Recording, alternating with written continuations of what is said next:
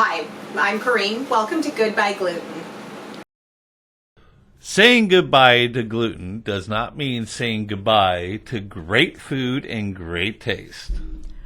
So please like this video, share it with friends, and subscribe to our channel. Today we are making a turmeric chicken and rice casserole.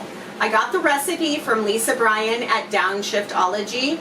The original recipe and her channel will be linked down below. If you're curious about how to deal with autoimmune disorders or celiac disease, she is a fabulous resource. She actually has celiac as well as several other autoimmune disorders.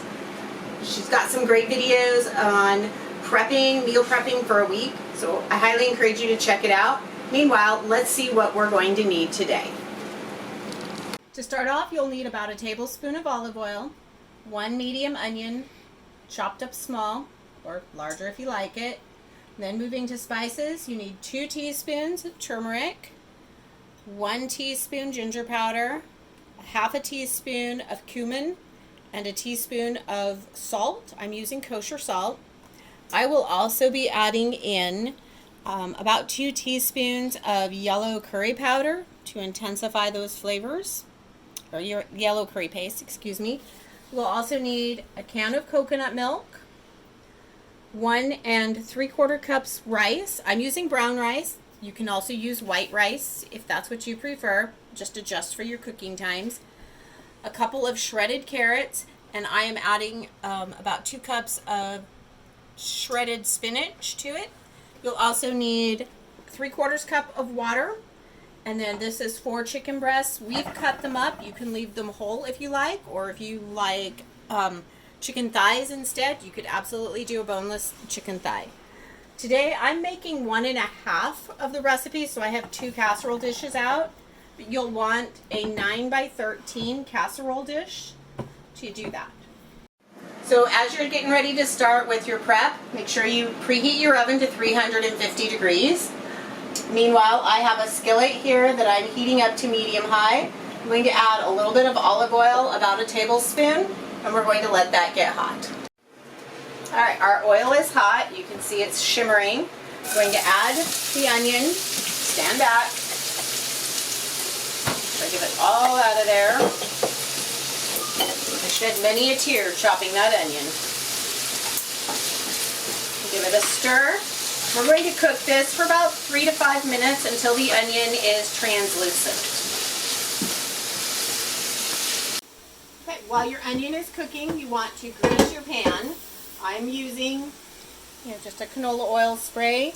You can use whatever you prefer to grease your pan with. I always do the spray over the sink to ensure it's not getting all over my floor.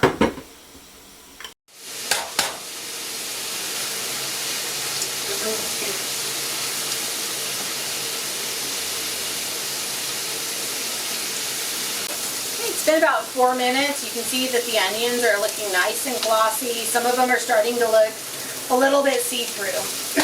So we're going to move on. We'll add all of our seasonings. Everybody into the pool. I'm going to add in curry, and now I'm going to add some black pepper as well. You can add as much or as little of black pepper as you like. Just remember, you can always add more, but you cannot take it out. So I'm going to stir this and really start smelling the aromatics with this about this amazing time. You notice it is turning orange. Anytime you're working with a curry powder, paste or powder, or turmeric, remember these will stain your clothing. I can promise you if you get turmeric on any piece of clothing, it will be that color for the rest of that clothing's life. So now that I've got the spices mixed in, I'm going to add the coconut milk. I want to add it gently.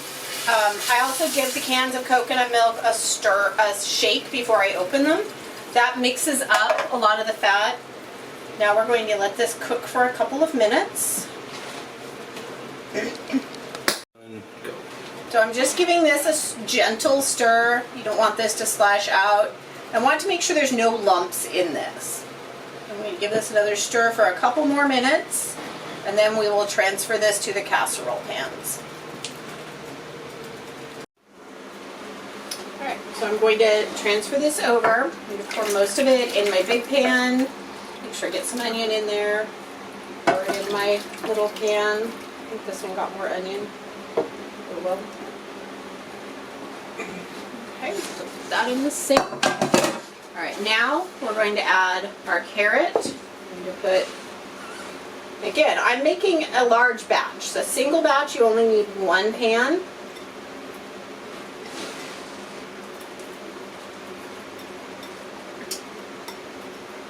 That aside. Or if you have a family size of my cousin, you're going to need about 2 pans. And we're going to put some in.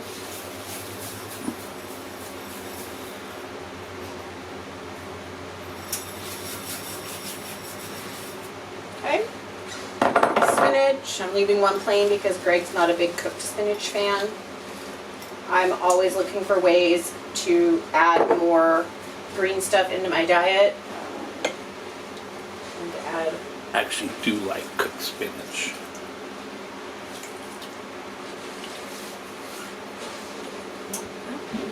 So now I'm going to stir this around.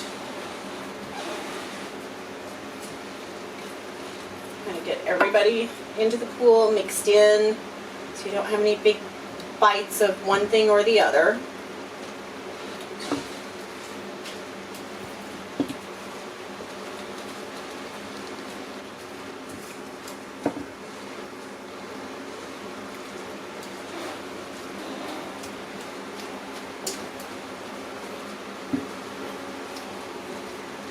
You want to pause that? Alright, so I've mixed everything in pretty much. I'm going to now disperse the chicken throughout these, and I like to give them a little bit of a nestle down in here. Let's go for smaller pieces in this one. Just want to get a little bit of that juice and that good sauce on there. That's looking Nestle them good. in.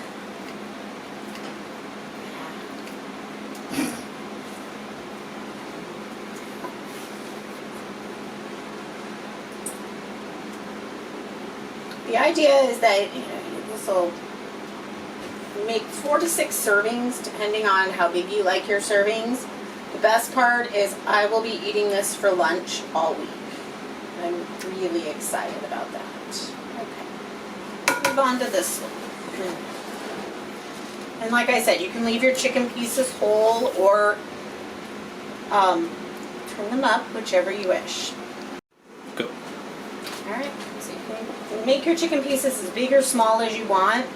I would recommend staying with boneless because that can impact your cooking times. The rice is really the determiner on how long this is going to take, obviously. It'd be okay if you could mix boneless thigh pieces and breast pieces. You could. If that's what you like. It's really a matter of what you like. This would also be really good with maybe some fish, like a white fish. You'd want to add the fish in towards the end of your cooking as opposed to the beginning because you'll end up overcooking it otherwise. Nice cod or halibut. Yeah, and if you wanted to add a different vegetable than spinach, you could absolutely do that. Like broccoli? If you like broccoli, yes. I am a grown adult. I do not have to eat broccoli. I love broccoli.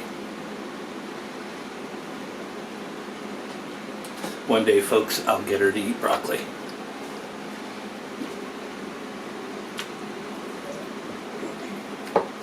Okay, everybody's in the pool.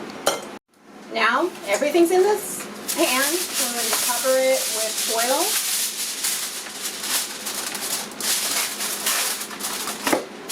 Cover it down tight. You want to make a seal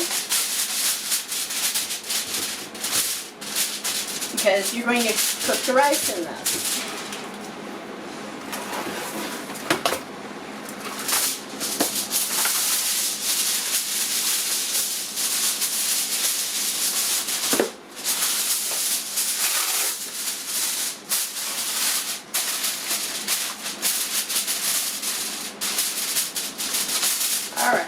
everybody's gonna go in the oven. Now we'll put this in the oven.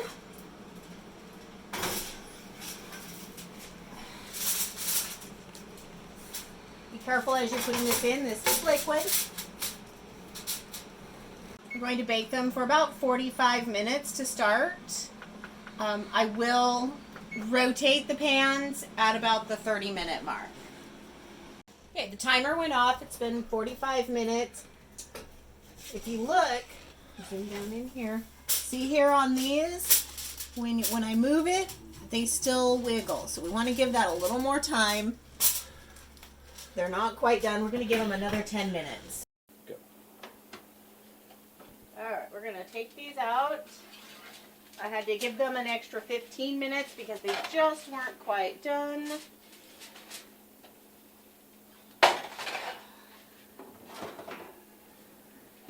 So I had to leave these in an extra 15 to 20 minutes because I'm using brown rice instead of white rice. So keep that in mind. When you take the foil off, be very careful because it's going to be steamy and hot.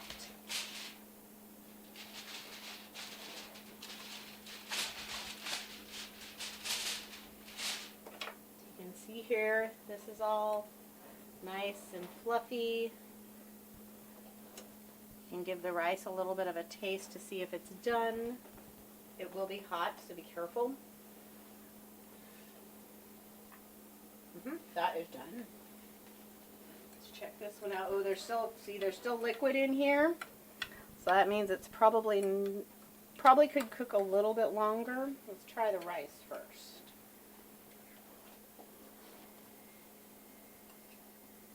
Okay, rice is done. So what I'm going to do with this pan, put the foil back on it.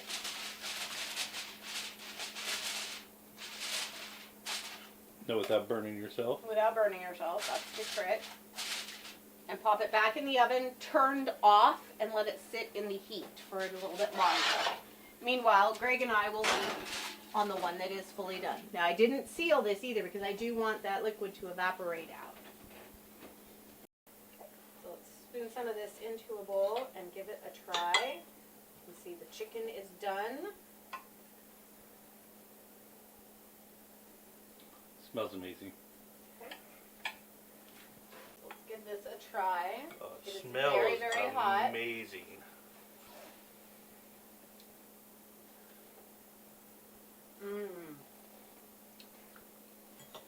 Rice was fluffy, a little bit of carrot in there. The chicken That tastes just like yellow curry. Almost. Yep, not quite as spicy, so it's very mild. This will be something I'll be able to eat on this all week without being too spicy on my delicate stomach. It's literally your version of yellow curry. This is great. Yeah. For someone who loves a lot of spice and heat in his dishes, for you guys who do like that, this is still a great dish. I suggest give it a try, and if you really like it, definitely make it more. So, thank you for watching this video. We appreciate it. Remember to like and subscribe. And remember what we always say, saying goodbye to gluten. Doesn't mean saying goodbye to great food and great taste. Have a great evening.